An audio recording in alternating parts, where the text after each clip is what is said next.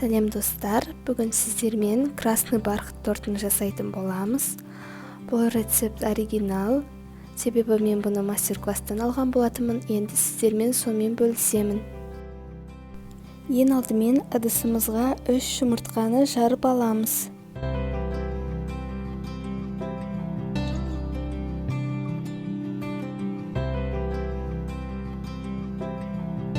Енді оның үстіне 300 грамм қантымызды қосамыз және де жақсылап тұрып көпіргенше миксерлейміз.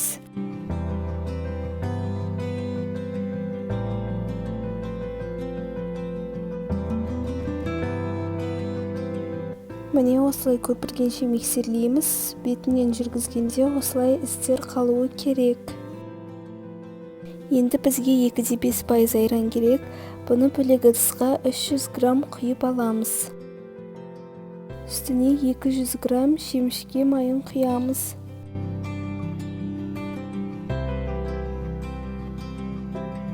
Енді оның үстіне шай қасықтың 1/3 бөлігіндей сода саламыз.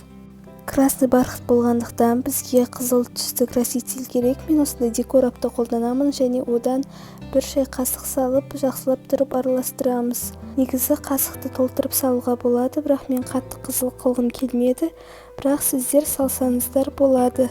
Енді бөлек ыдысқа електен өткізілген 320 грамм ұнымызды салып, оның үстіне 10 грамм қопсытқышымызды қосамыз да жақсылап тұрып араластырамыз. Енді бағанағы барлық массаларды бір-біріне қосып шығамыз. Жұмыртқалы массамыз бен қызыл массамызды қосамыз және де оның үстіне ұнымызды саламыз. Ең алдымен шашырамас үшін миксерді қоспай араластырып аламыз, кейін миксердің жылдамдығын көтере отырып араластыратын боламыз.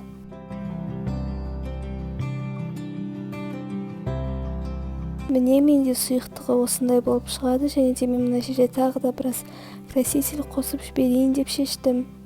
Мен тортымды 22 см қылып жинаймын. 22 см форма болмағандықтан осындай кольцоның көмегімен пергаментпен осылай жасап шығатын боламыз, дәл видеодағыдай. Осылай 6 пергаментті жасап шығатын боламыз. Ал егер 24 см жасайтын болсаңыздар, онда тестаны 4-ге бөлу керек болады. Әрбір формаға шамамен 8 ас қасықтан құйдым. Осылай кезек-кезектен құйдым. Сонда барлығына бөлгенде шамамен 8-9 қасық шықты.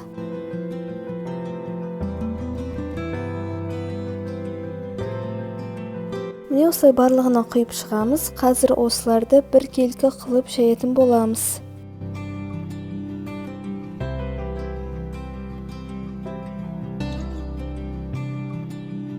Осылай теп-тегіс қылып жағып шығамыз. Егер тегіс болмаса, коржымыздың бір жері көтеріліп, дұрыс болмауы мүмкін. Міне осылай барлығын жағып шығамын. Менде 6 корж болды. Енді әрбіреуін қыздырылған духовкада 180 градуста 9-10 минут арасында пісіреміз. Әркімнің духовкасы әртүрлі, сондықтан пысқан-пыспағанын ағаш таяқша арқылы тексеретін боламыз. Піскен корждарды өзімізге керек диаметр бойынша артық жерлерін қиып тастайтын боламыз және қалып жатса сыртын әрлеуге де қолдануға болады. Корждарды пергаменттен бірден алмаймыз, тек жинайтынның алдында суыған кезде ғана аламыз, себебі корждар өте нәзік, сынып қалуы мүмкін. Барлық коржымыздың шет-шеттерін алып тастаймыз. Бізге 500 грамм салқын творожный сыр керек. Бұл торттың ішіне арналған крем болады. Торттың сыртына бөлек крем жасау керек. Енді оның үстіне 150 грамм қант ұнтағын қосамыз.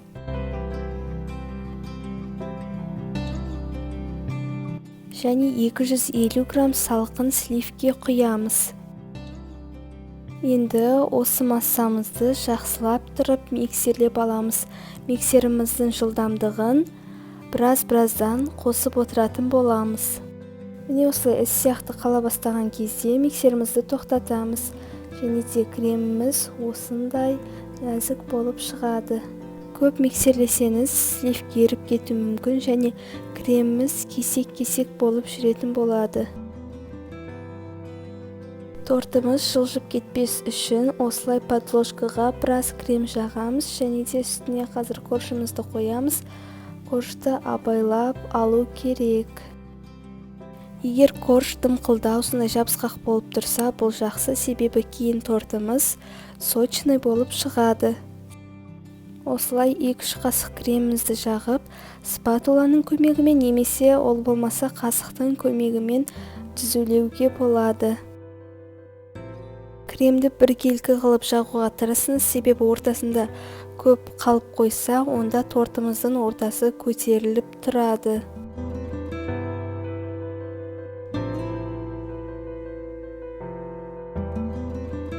Екінші коржымызды да қоямыз, оның үстіне де дәл осылай кремімізді жағып шығамыз.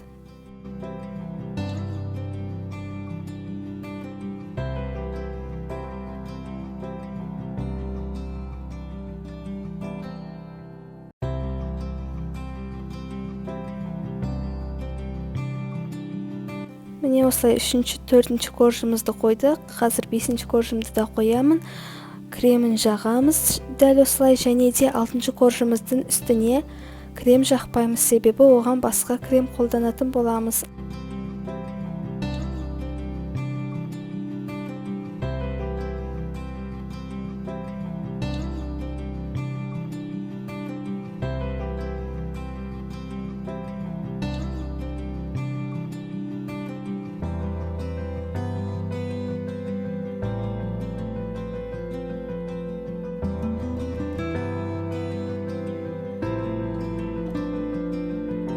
Міне 6-ші соңғы коржымды қойдым, және де жан жағындағы артығын үстіне жаға салсақ болады, себебі черновой вариант ретінде сондай түйіршіктері қазір креммен араласып қызыл болып жүрмес үшін.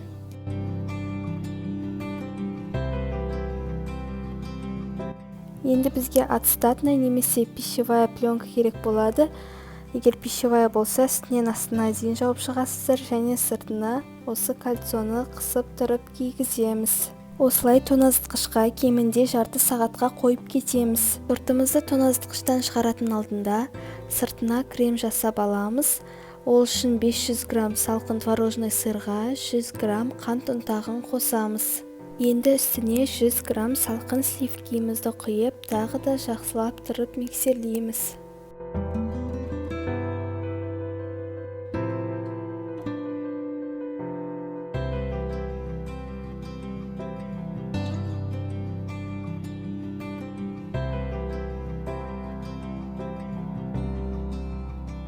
Міне бізде осындай крем шығады, құрамы бағанағыдай, бірақ бұл жерде заттардың қатынасы әртүрлі. Тортымызды тоңазытқыштан шығарамыз, осылай сыртындағысын шешеміз, қазір креммен қаптайтын боламыз. Осылай асықпай шешпесеңіздер, сыртындағы барлық кремі алынып кетуі мүмкін.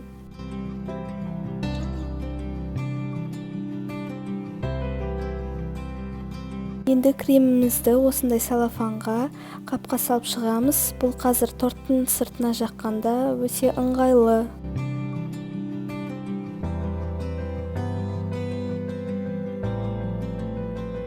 Осылай қысып, барлық ауаны шығарып тастайтын боламыз.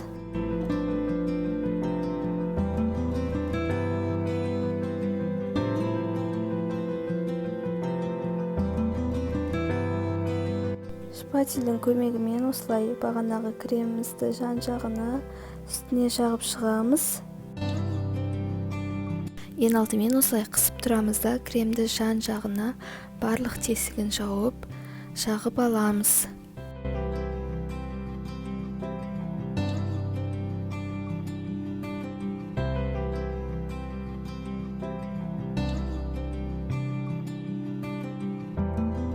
Енді шпательдің көмегімен жан-жағын осылай түзулеп шығатын боламыз. Және шпательді әрдайым тазалап отыруды ұмытпаймыз, себебі тазаламасақ тортымыз дұрыс түзелмей қалады. Енді жандарын біраз түзулеп болған соң үстіне крем жағып, үстінде осы спатуланың көмегімен түзейтін боламыз. Және спатуланы да әрдайым тазалап отыруды ұмытпаймыз, себебі торттың беті түзу болмай қалады.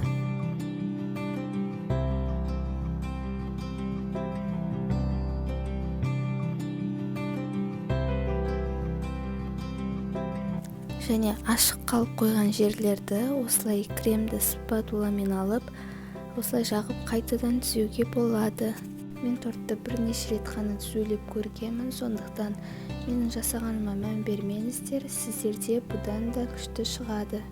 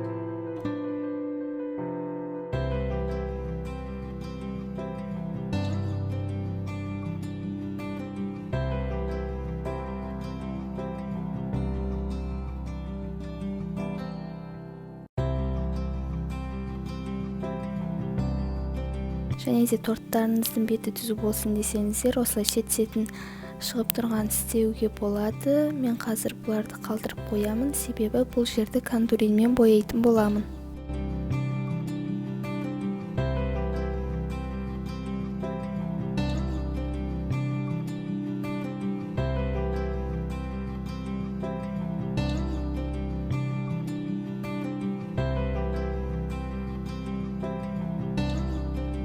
Міне мен тортымды түзеп болдым. Қазір кондуринді осылай қасықтың ұшында ғана салатын боламыз және бірде-бірдің қатынасындай спирт құямыз. Сосын екеуін жақсылап тұрып араластырамыз.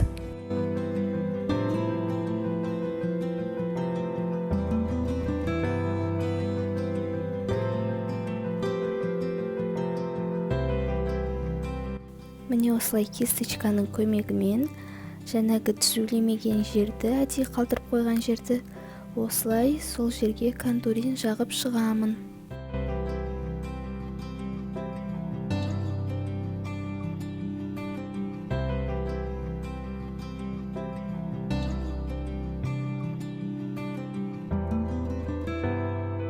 Және қалған кондуринді әдемі болып тұрсын деп осылай бетіне сеуіп шықтым. Міне менде осындай торт шығады. Мен артынан тағы да жазу жазған болатынмын. Және де сіздер де міндетті түрде жасап көріңіздер. Кескенде осындай сочный болып шығады дәмі. Міне және де каналыма тіркелуді ұмытпаңыздар. Ұнаса лайк қойып кетіңіздер. Сау болыңыздар.